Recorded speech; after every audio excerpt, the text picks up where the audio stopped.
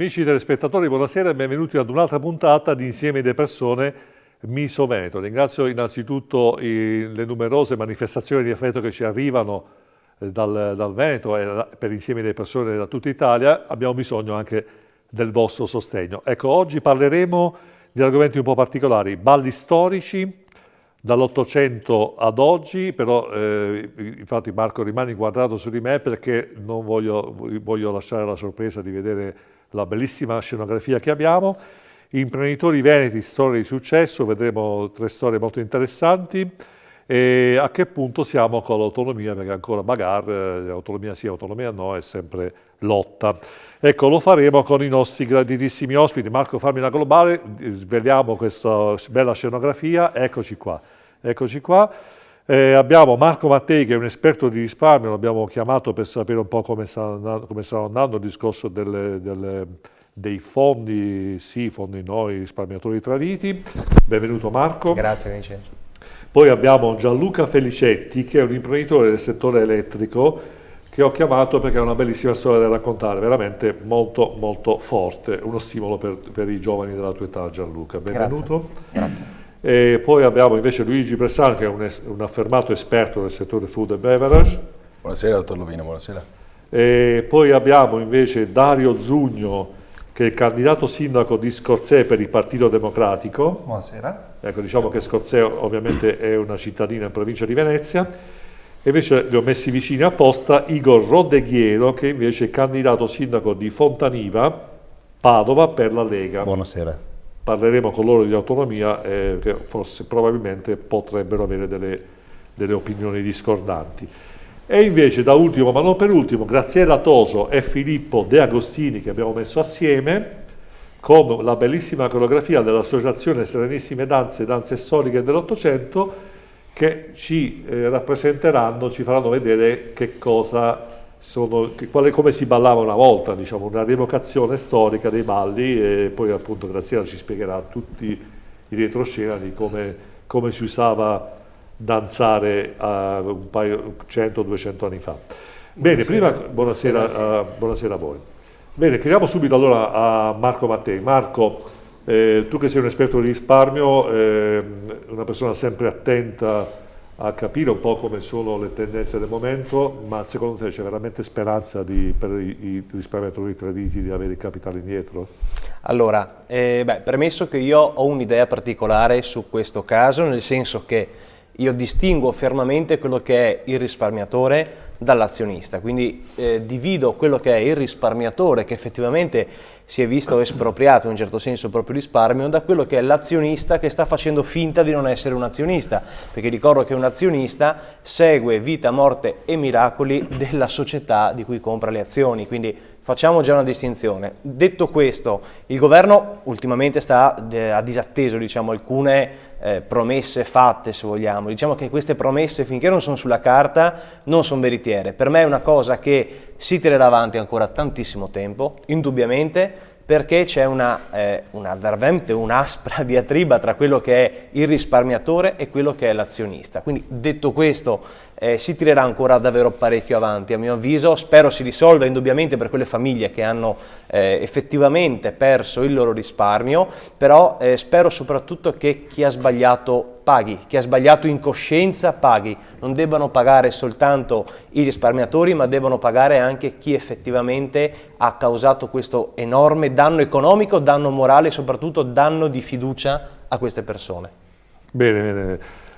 Marco, cioè effettivamente hai fatto una distinzione corretta, si presume che chi abbia sottoscritto azioni di una banca sia stato consapevole del rischio, però io ritengo che in un certo senso anche la fiducia di queste persone sia stata un po' carpita dal rapporto fiduciario col direttore, quindi non sono state indotte diciamo, a sottoscrivere azioni. Questo spiega anche perché i pensionati di 70 anni sono diventati esperti finanziari, non è vero, cioè hanno creato, diciamo, come dire, un po' il rapporto di fiducia, sono stati costretti a fare, in un certo senso, allettati dalla bontà dell'investimento. Dispiace che il governo, in un certo senso, abbia un po' cavalcato quest'onda di protesta. Secondo me anche, dobbiamo ricordarlo, che fra 40 giorni ci sono le elezioni, quindi europee, amministrative in certi comuni, quindi sicuramente faceva più gola promettere qualcosa rispetto a non promettere.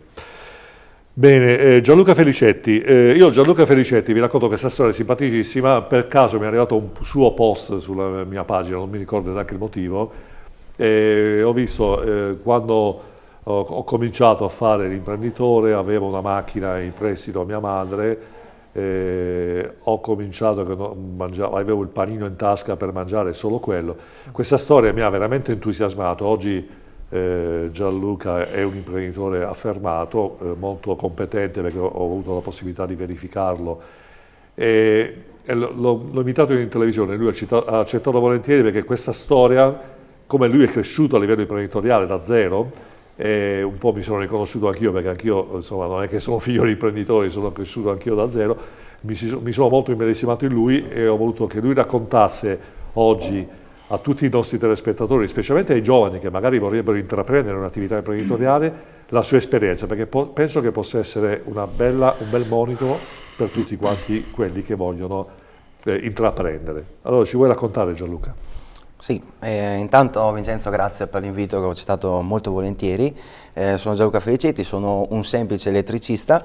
Sì, come hai accennato tu, la mia storia è partita un po' da zero, anzi direi anche da sotto zero, perché ho iniziato con uno scooter.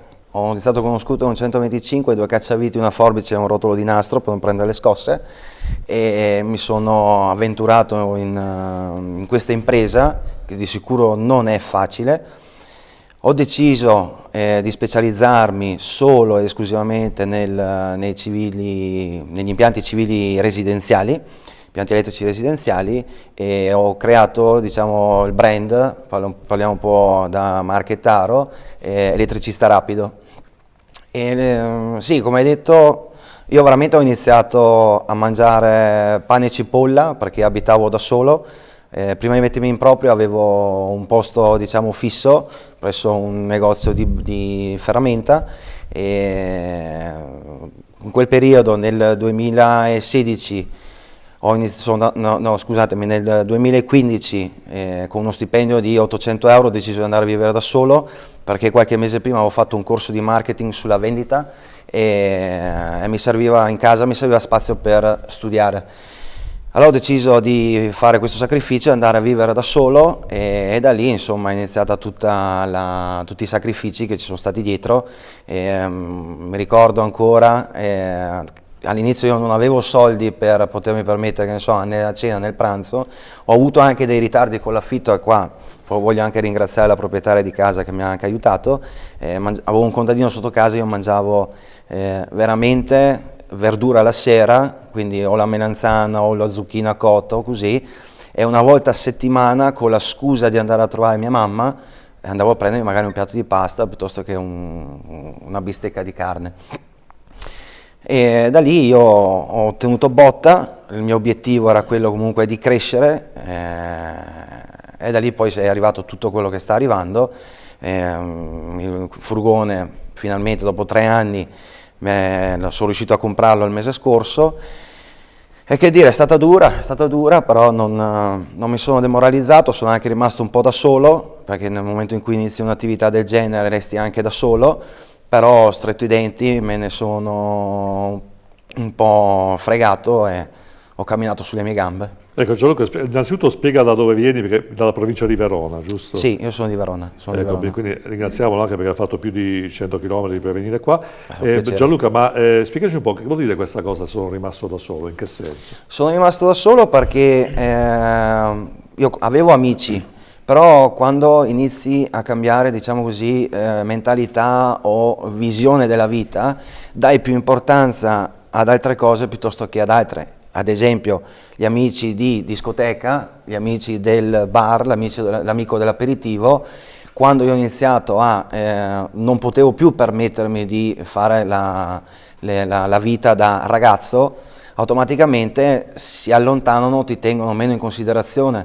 Quindi ho vissuto un po' un periodo di solitudine, e ne ho sofferto, perché eravamo amici fin da piccoli, però sai, quando sei determinato nell'arrivare dove vuoi arrivare, e che ancora io non sono arrivato da nessuna parte, vado, cioè io non mi faccio fermare da chi poi si è mostrato, da chi mi ha voltato le spalle, ecco, però... Bene, Gianluca, senti, però che cosa consiglieresti al tuo coetaneo che magari invece di fare l'imprenditore è rimasto al bar non so, a fare lo spritz? Gli daresti una pacca sulla spalla, lo porteresti via, gli diresti di cambiare, che consiglio gli daresti? O in generale ai giovani che oggi vogliono fare qualcosa per i fatti loro? Allora, io il consiglio che do a tanti giovani, perché ce ne sono tantissimi che hanno il fuoco dentro, però non sanno da dove iniziare, perché a meno che non sei tu a ricercare qualcosa, ma non trovi informazioni in modo semplice, non smettete di sognare. Qua la società tende sempre a soffocarti, però veramente cercate di tenere il vostro sogno vivo, iniziate a farvi domande, cercate di capire cosa vi manca e come potete raggiungere un obiettivo, e da quello che ho vissuto sulla mia esperienza le risposte arrivano, è inevitabile, è inevitabile. Bene, bene, quindi è un'occasione, un incentivo per i ragazzi che vogliono intraprendere. Ovviamente non bisogna assolutamente demoralizzarsi, anzi le difficoltà, giusto Gianluca, fortificano, giusto? Dovrebbero renderci più forti. Assolutamente sì. Va bene, riprenderemo poi con Gianluca, adesso invece Graziella Toso e Filippo De Agostini dell'Associazione Serenissime Danze. Ecco, innanzitutto complimenti Graziella per l'organizzazione, per la bellissima coreografia, chiediamo a Marco di fare così una ripresa veloce di queste bellissime figure. Ecco, Graziella, com'è nata l'ispirazione di dire bene, adesso vado a fare una ricerca storica di quelle che sono le vostre a le me danze del passato? È sempre piaciuto il periodo storico del 1850, il periodo romantico di Via col Vento, di Sissi, eccetera. Poi alcuni di noi facevano già parte delle rievocazioni storiche, sempre venete, e così quasi per gioco abbiamo cominciato a dire di creare un qualcosa, un ballo, e ci siamo messi a fare in modo autonomo queste danze, ma risultava piuttosto difficile. Finché un giorno ho visto che a Trieste facevano appunto un ballo a Trieste, e sì che siamo partiti, siamo andati a vederlo. E lì ci siamo innamorati di queste danze, abbiamo conosciuto Sara Ovan, che è ancora la nostra insegnante ormai da 4 anni, e stiamo crescendo, impariamo molto, stiamo imparando e ci divertiamo anche. Ecco, veramente posso dire una cosa veramente vibrante, e poi ecco, la prima volta che ho assistito direttamente a un ballo del genere, e vi posso garantire che è molto più social di quello che si possa pensare, perché magari uno pensa, è una domanda che adesso facciamo subito a Graziella, che magari i balli dell'Ottocento erano a distanza perché magari bisognava rispettare l'etichetta, certe regole, però Graziella, sono balli invece in cui c'è molta interazione, c'è molto contatto fisico. La facciamo riprendere un po'. Sì. Se volete posso dire qualcosa io nel frattempo finché lei prende fiato.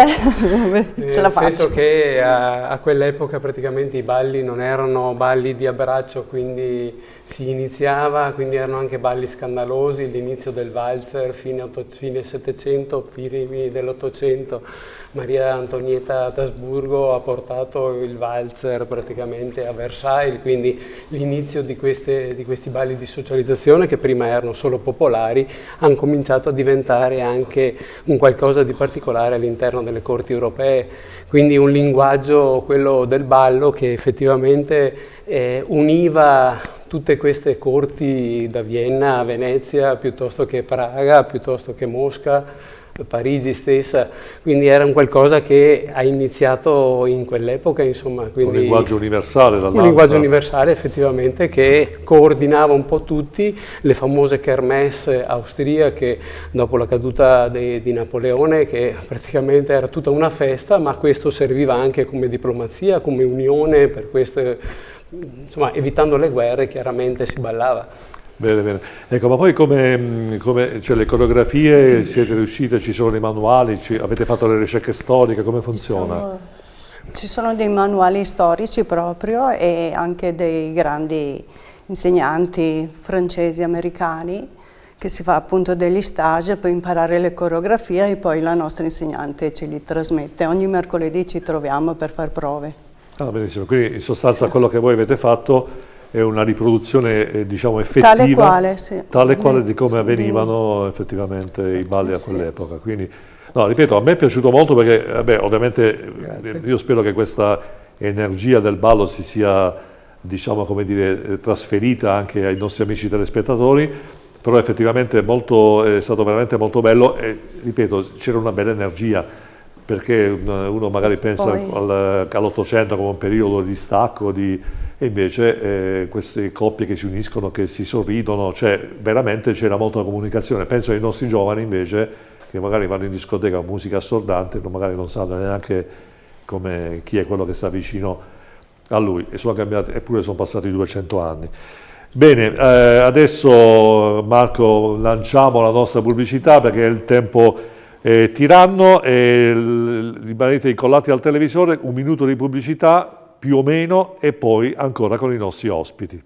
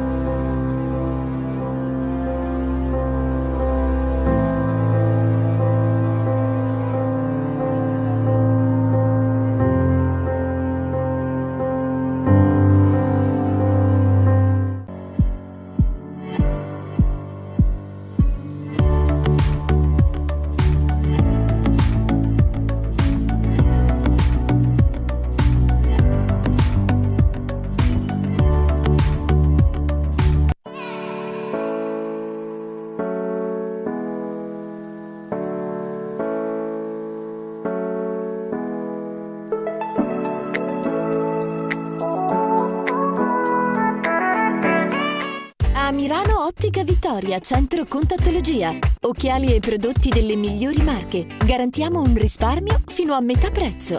Lenti da vista. Una lente la regaliamo noi.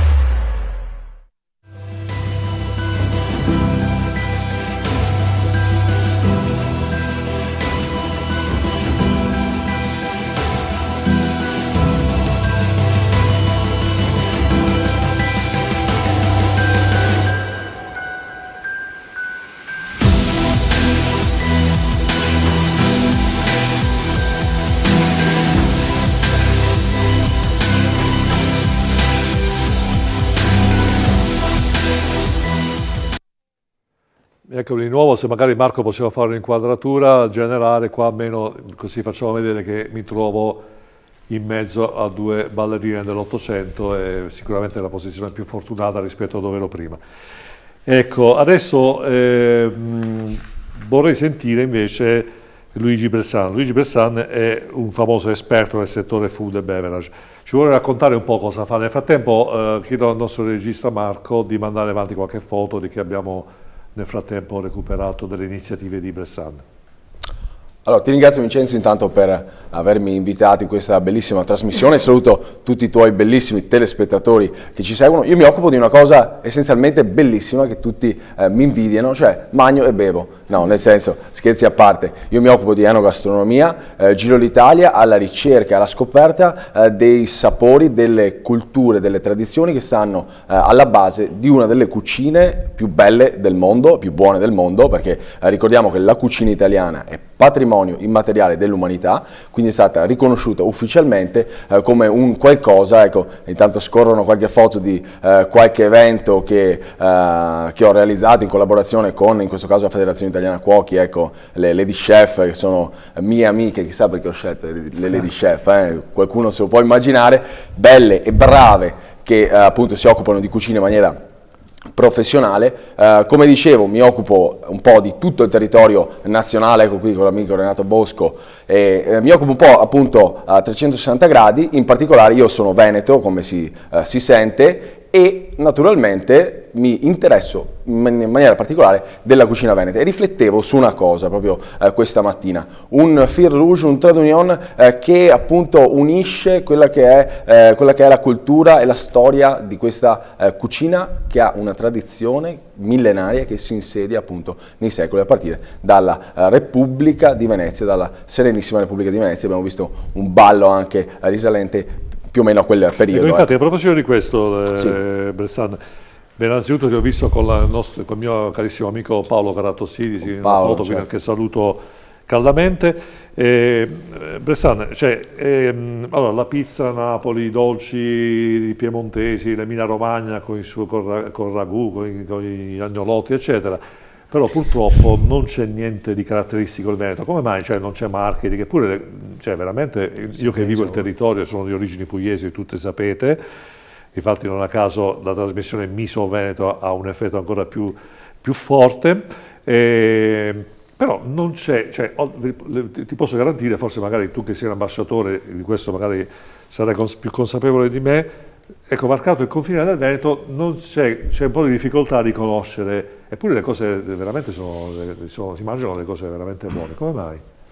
Allora, noi abbiamo delle eccellenze a livello nazionale, riconosciute da tantissimo tempo. Purtroppo, come giustamente sottolineavi tu, al di fuori del Veneto sono poco conosciute, non poco apprezzate, perché quando noi le facciamo assaggiare, le facciamo degustare anche attraverso le degustazioni e gli eventi che propongo e proponiamo assieme ai nostri amici, sono veramente molto apprezzate. Secondo me, a mio avviso, quello che manca a noi veneti è un po' l'approccio di network, cioè quello di creare una rete tra imprese e tra diciamo, chi si occupa in maniera professionale di questo comparto bellissimo che è l'enogastronomia. Quindi creare quella sorta di feeling, quindi conoscerci innanzitutto tra produttori, tra appassionati, perché no, e tra professionisti del settore, e quindi creare poi quella che è una rete per poter portare in maniera massiva il nostro prodotto in tutta Italia e in tutto il mondo. Devo dire che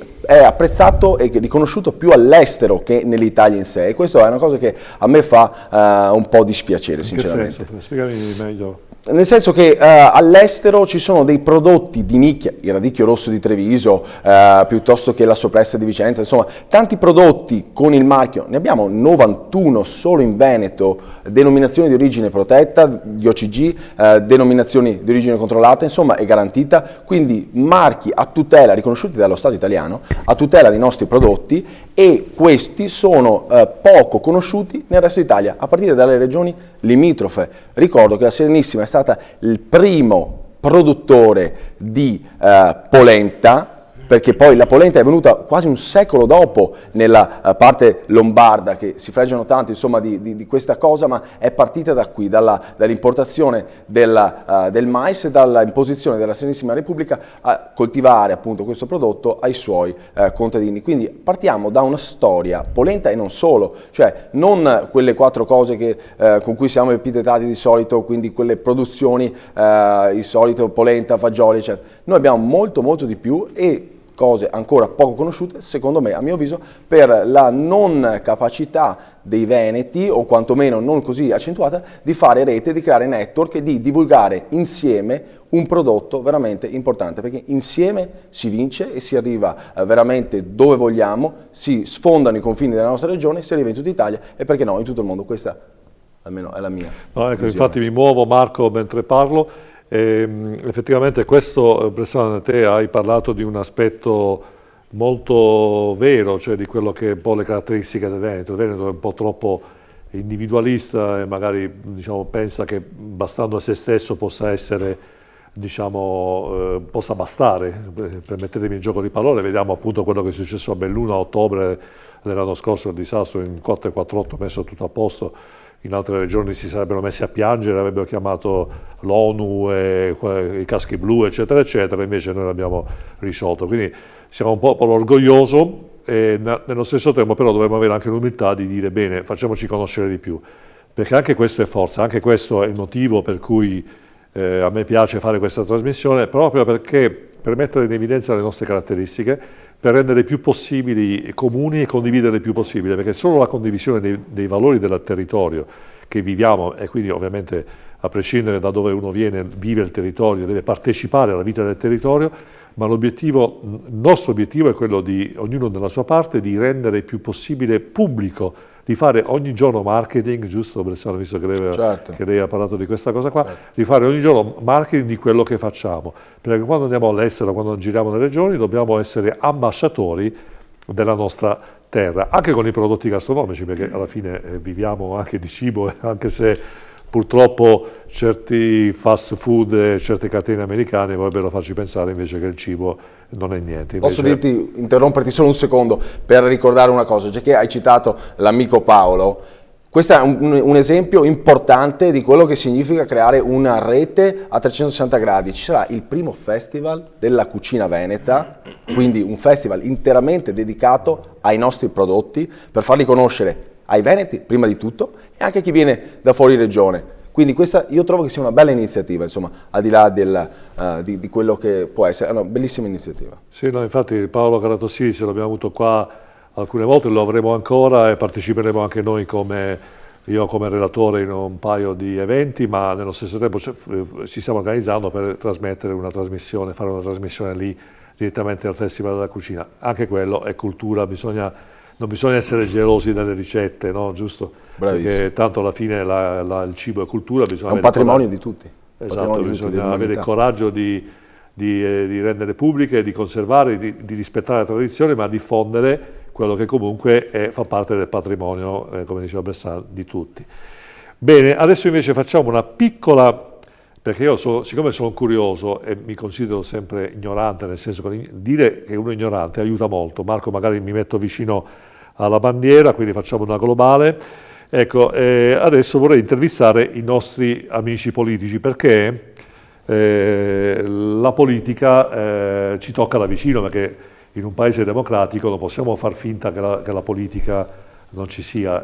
Io in un certo senso critico sempre aspramente quelle persone che si disinteressano della politica, perché la politica fa parte, un po' come il cibo, fa parte della vita e bisogna accettarla e bisogna in un certo senso condividere gli aspetti positivi e negativi e fare qualcosa di proprio.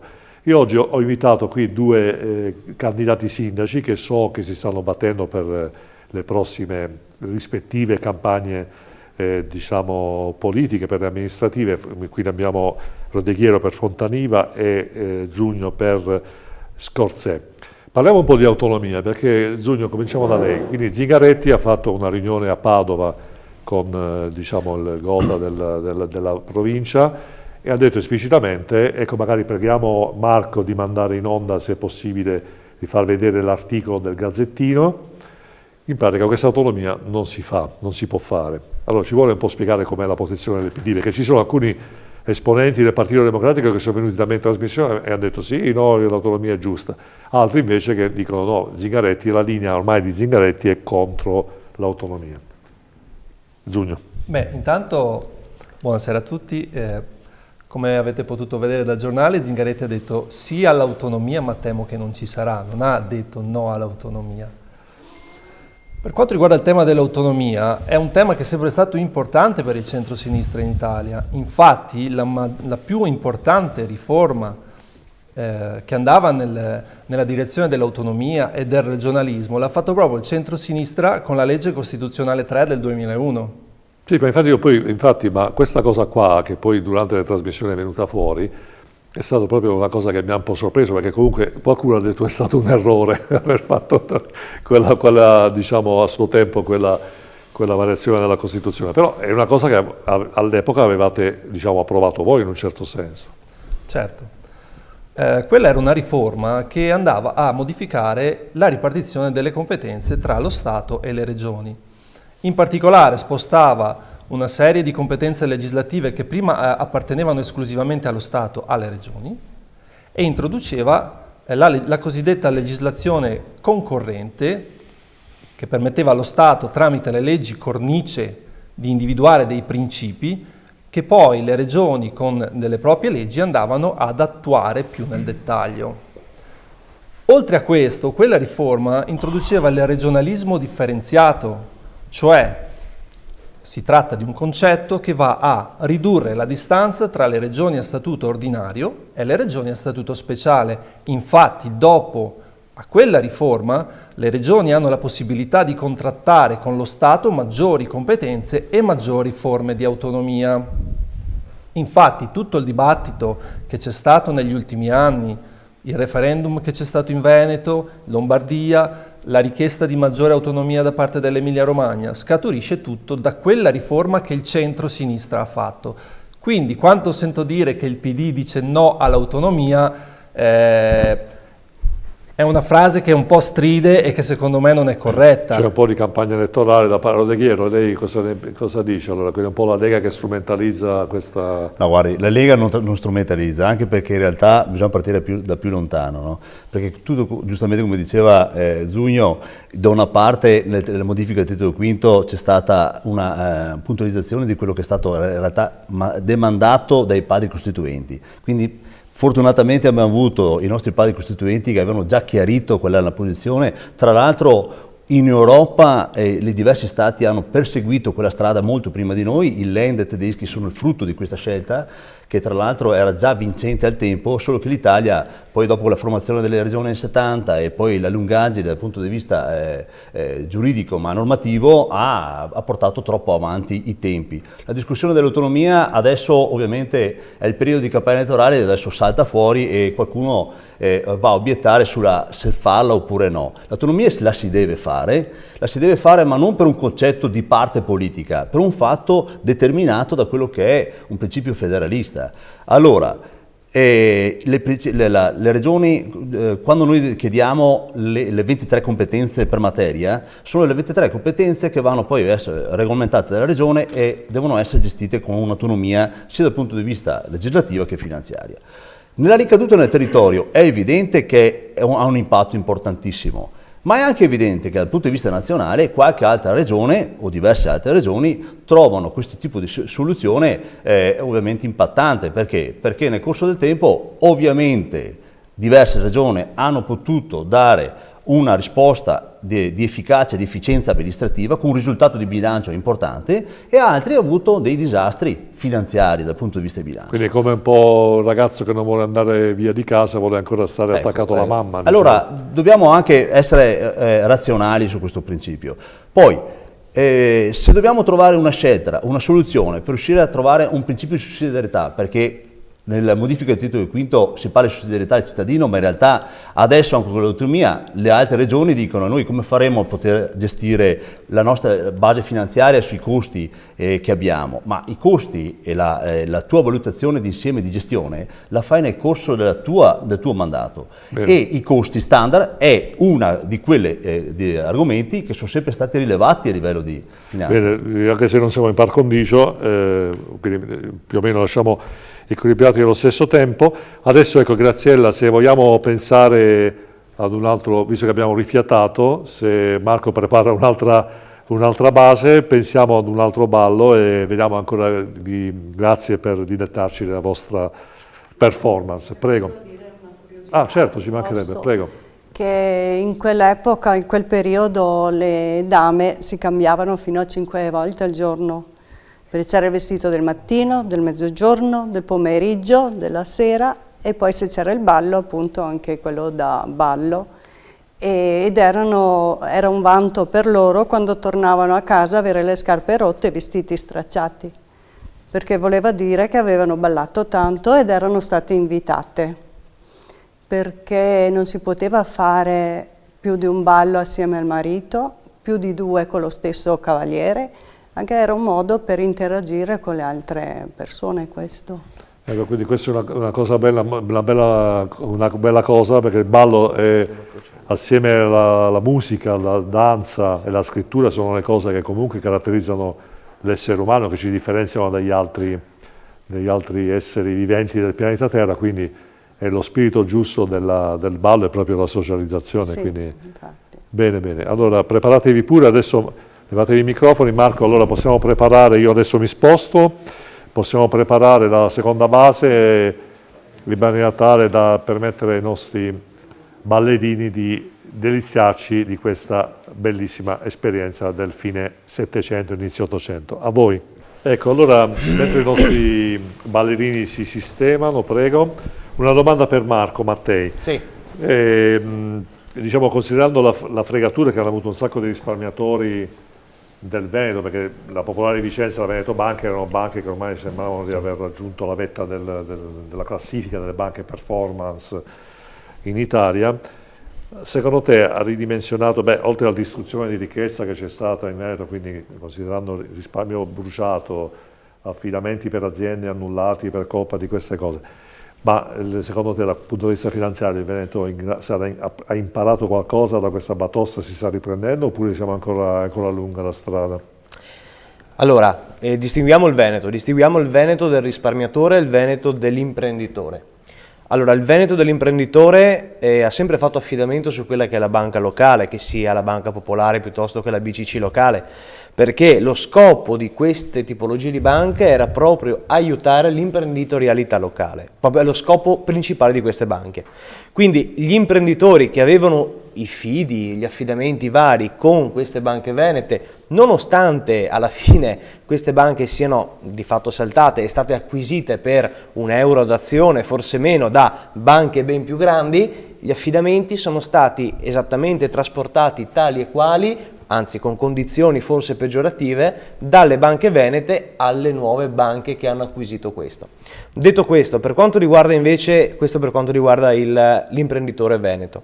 Per quanto riguarda invece il risparmiatore veneto, diciamo che le truffe, se vogliamo, e comunque il risparmio tradito è un argomento che ci tocca quotidianamente. Certo, quello delle banche venete ha fatto molto rumore per la sua importanza, non soltanto in termini, diciamo, monetari, dal punto di vista quantitativo, ma anche proprio eclatante il fatto che 2 banche così importanti, che avevano raggiunto delle vette importanti in Veneto, siano di fatto risultate truffaldine da questo punto di vista. Il risparmiatore avrà sicuramente un'attenzione in più nei confronti della banca in generale, parlo anche per Etruria, quindi sappiamo benissimo che Veneto Banca e Popolare di Vicenza non sono le uniche, parliamo anche di tante altre realtà bancarie italiane che hanno fatto la stessa cosa, anche in Emilia, la Cassa di Risparmio di Cesena, mi pare, se non erro. Quindi diciamo che un po' in generale il risparmiatore è molto più attento alla banca, eppure continua tuttora a non capire come valutare la bontà di una banca. Cioè ancora non si danno gli strumenti a un risparmiatore, perché ogni banca ovviamente va a sciorinare quelli che sono i propri numeri di bilancio, che è giusto, per carità, però è anche giusto che il risparmiatore abbia in mano degli strumenti reali per guardare sulla carta, come si guarda un mutuo, si guarda il TAEG più basso, faccio un esempio banale, si va a capire anche qual è la banca attualmente più sicura, perché stiamo parlando di risparmi, quindi anche il fatto di avere un semplice conto corrente, ad oggi sappiamo che c'è il bail-in, no? Quindi una banca in caso di fallimento, che non si chiama fallimento ma è una liquidazione coatta amministrativa, in questo caso può prelevare i depositi superiori a 100.000 euro, quindi si è garantiti fino a 100.000 euro. In questo caso io devo scegliere una banca, se ho più di 100.000 euro ovviamente, che mi garantisca un po' più di sicurezza. Bisognerebbe dare ai risparmiatori gli strumenti per scegliere la banca in maniera più coerente e più razionale. Questo è poco ma sicuro. È ancora purtroppo una cosa abbastanza sconosciuta in Italia. Tutti cercano il conto a zero spese,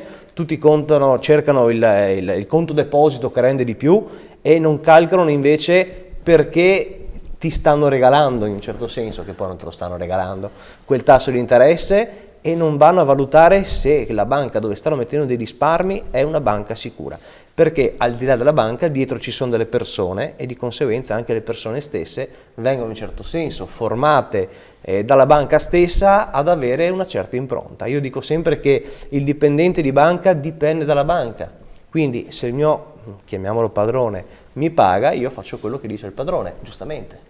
La banca è gerarchizzata, quindi lui indipendentemente da quello che fa è retribuito. Che faccia gli interessi della banca o dell'investitore o del risparmiatore non cambia nulla al dipendente di banca. Poi ripeto, c'è sempre di mezzo una cosa fondamentale che chiunque lavora con i soldi dovrebbe avere, che è l'etica. L'etica e la morale sicuramente è la prima caratteristica che purtroppo non è quantificabile al momento dell'assunzione, diciamola così, ma l'etica e la morale deve essere sicuramente un pilastro portante di chiunque lavori con i risparmi delle persone, perché il rischio non è soltanto di deludere, se vogliamo, in un certo senso una persona, il rischio è veramente di lasciarla per terra, di tradire sogni e aspettative che le persone avevano con questi risparmi. Ma di generazione, perché poi magari i genitori lasciano si trasferisce i soldi per i figli, ovviamente per ad le altre pensioni. generazioni, assolutamente sì. Ecco, diciamo che sicuramente l'ideale sarebbe, come in America, avere dei consulenti del risparmio indipendenti, e magari chissà se arriveremo anche noi a una cosa del genere. Sì e no, nel senso che nei paesi, come hai detto tu, anglosassoni sono già una realtà, da tempo.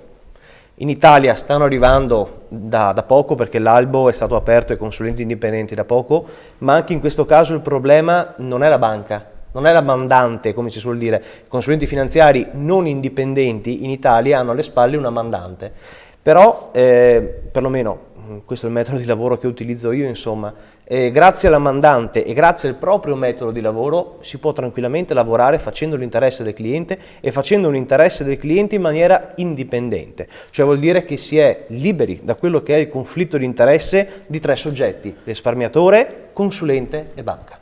Quindi se la banca mette a disposizione quella che è un'architettura aperta, mette a disposizione la tecnologia, gli strumenti, il consulente finanziario, anche se ha la mandante, può tranquillamente continuare a fare quelli che sono gli interessi del cliente. Poi ripeto, entra in gioco l'etica. Queste cose qua, Mattei, sono argomenti che erano validi anche 30 anni fa, evidentemente non sono cose nuove, diciamo che Marco Mattei, queste cose quando parla di etica, di analisi delle esigenze del cliente, di oggettività nella consulenza, di non spingere troppo il prodotto per guadagnare di più, perché sennò poi dopo alla fine il cliente rimane insoddisfatto, sono valori che andavano bene anche negli anni 80, negli anni 90, solo che evidentemente qualche bancario e qualche dirigente banchiere si è dimenticato di questi valori, del rispetto di certe regole, e ha pensato al profitto. Del rispetto del cliente, oserei aggiungere. E del rispetto del cliente.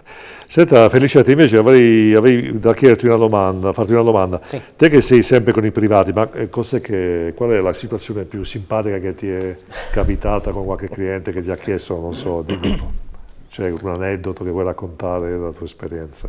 Ma con il cliente, ma qualche aneddoto particolare adesso così a sangue freddo non mi viene in mente, però diciamo che all'inizio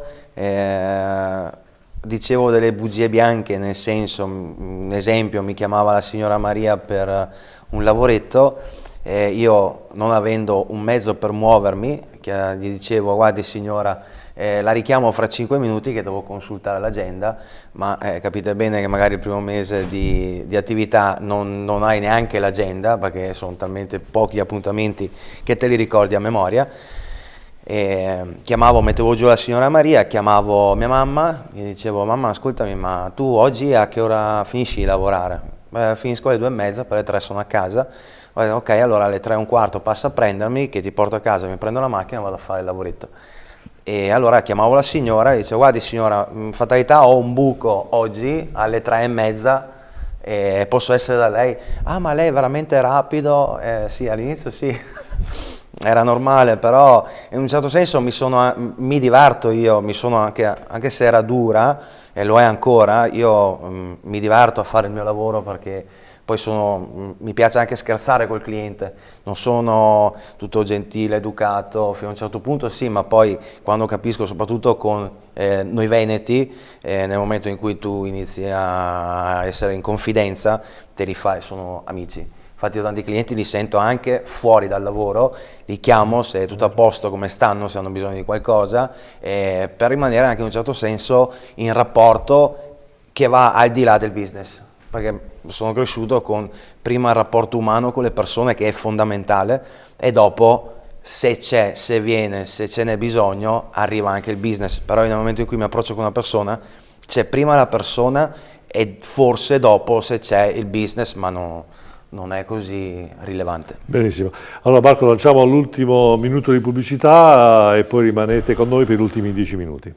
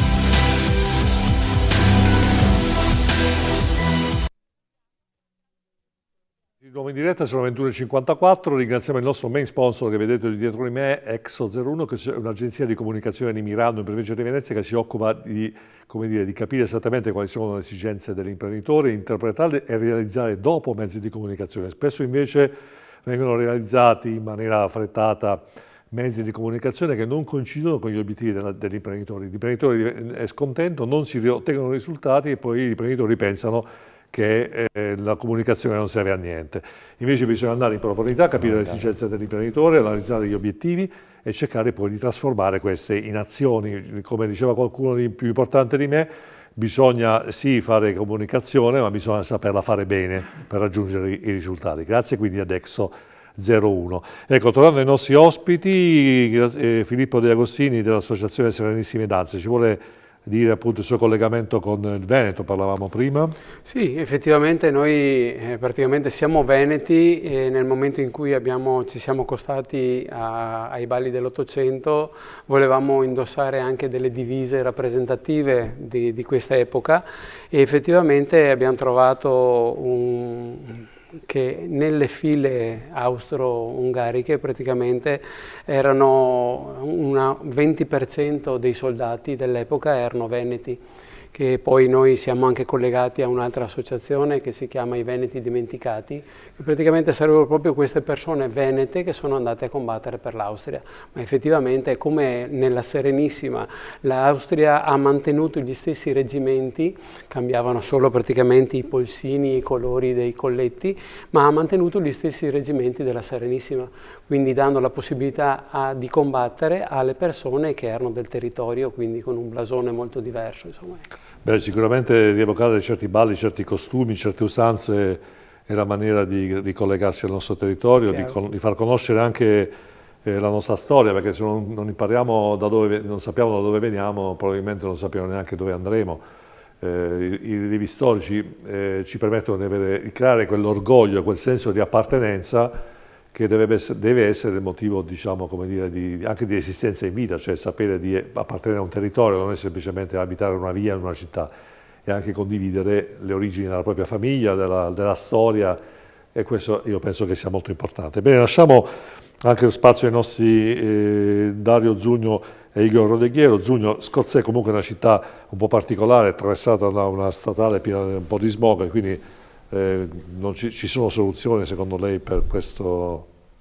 Beh, Scorzè è brevemente, solo 30 secondi. Notoriamente attraversata da due strade molto importanti, la strada regionale 515 che collega Treviso con Padova e la strada regionale castellana, e il centro è proprio un incrocio tra queste due strade e molto spesso si ritrova convulso, si ritrova molti veicoli in coda. Ecco. Sarà importante creare un progetto partendo da degli studi di flussi del traffico, quindi la nostra proposta è proprio di attrezzarci con apparecchiatura adatta allo studio dei flussi del traffico per poter creare un progetto globale di nuova viabilità del nostro comune. Bene, Giulio, allora in 15 secondi, 20 secondi se ce la fa, un invito ai suoi cittadini a votarla. Certo, allora noi siamo in campo con la nostra voglia di lanciare senso civico nel nostro comune, siamo in campo con la voglia di chiamare i nostri cittadini a partecipare all'amministrazione di Scorzè e siamo in campo con la voglia di creare relazioni tra la cittadinanza. Il centro-sinistra c'è, il PD c'è, noi siamo pronti. Bene, stessa cosa per lei, Rodeghiero, uno stimolo per i suoi concittadini a votare per lei, e se ha un progetto anche da voler realizzare eventualmente? Noi abbiamo fatto una valutazione, una serie di incontri tematici con la popolazione, con le attività produttive e economiche, con i giovani, famiglie e anziani. Abbiamo tratto 138 punti del nostro programma che sono tutti dati concreti di cui vogliamo realizzarli. Dati che servono al territorio, all'economia, alla sicurezza, ai giovani e anziani, e sono tutte applicabili. Il nostro impegno è quello di realizzarlo, portarlo a termine e dare la nostra garanzia perché tutto questo venga realizzato. E quindi invito tutti i cittadini di Fontaniva a votare insieme per fare con Igor Rodeghiero, sindaco per Fontaniva. Benissimo. Ecco, allora io vorrei dire due cose, visto che siamo in chiusura, ahimè. Allora, insieme delle persone mi soveto, insieme delle persone, che è la trasmissione che voi sapete va in onda venerdì, si prende una piccola pausa. Domani non c'è la trasmissione, a causa di Pasqua, Pasquetta, 25 aprile, Festa del Boccolo, 1° maggio, che è fatalità, è tutto assieme, quindi per la gioia di chi si può permettere ponti e ponticelli. E quindi fatalità, ritorneremo il 9 di, mi pare, 9 maggio, giovedì. Ecco, dal 9 maggio fino al 26 maggio avremo 6 trasmissioni che dedicheremo interamente alla politica, quindi sia giovedì che venerdì, in par condicio, quindi avremo tutti gli stessi spazi per tutti. Invito i politici che volessero diciamo, farsi avanti di tutti i partiti politici, candidati. Ripeto, io non faccio preferenza, io ospito chi si vuole proporre, se uno non si vuole proporre non è colpa mia, non è che io, se qualcuno non vuole venire in trasmissione vuol dire che odio quel partito, non esiste. Io invito tutti e ho sempre cercato di applicare la par condicio. Quindi ci sarà la par condicio, chi vuole venire ben accetto, ci saranno 6 poltrone disponibili. In questo momento potete chiamarmi nella redazione del Sestante o eventualmente anche nelle nostre pagine Facebook, mettetevi in contatto e presentatevi. Abbiate il coraggio, in un certo senso dico, di esporvi anche televisivamente, perché comunque credo che sia migliore il contatto con le persone. Ringrazio Marco Mattei, esperto di risparmio, Gianluca Felicetti, imprenditore del settore elettrico. Grazie a te. Luigi Bressan, esperto del settore food beverage. Grazie a te e ai tuoi telespettatori. Dario Zugno, candidato sindaco del Partito Democratico. Grazie, buonasera a tutti. Igor Rodeghiero, candidato sindaco di Fontaniva per la Lega. Grazie a voi. Dario Zugno è candidato sindaco di Scorzè. Graziella Toso e Filippo De Agostini, Associazione Serenissime Danze e Danze Storiche dell'Ottocento. Grazie a lei, direttore. Con tutti ovviamente i ballerini che Marco chiedo di far vedere a tutti quanti. Vi auguro buona Pasqua e, come mi piace dire, il Veneto si costruisce non dall'alto chiedendo a Zaia di fare per forza questa autonomia domani come se fosse l'ultima delle nostre cose della vita. L'autonomia si fa ogni giorno, portando come ambasciatori col cuore le nostre sensazioni, la nostra energia positiva varcato il nostro confine. La gente ci deve chiedere: ma cosa c'è di speciale in Veneto perché voi veneti abbiate questa energia, questo calore, le esperienze diciamo, culturali, le esperienze gastronomiche. E questa è la vera maniera di far sentire al resto d'Italia e al mondo la forza e il valore del nostro territorio. Grazie e alla prossima.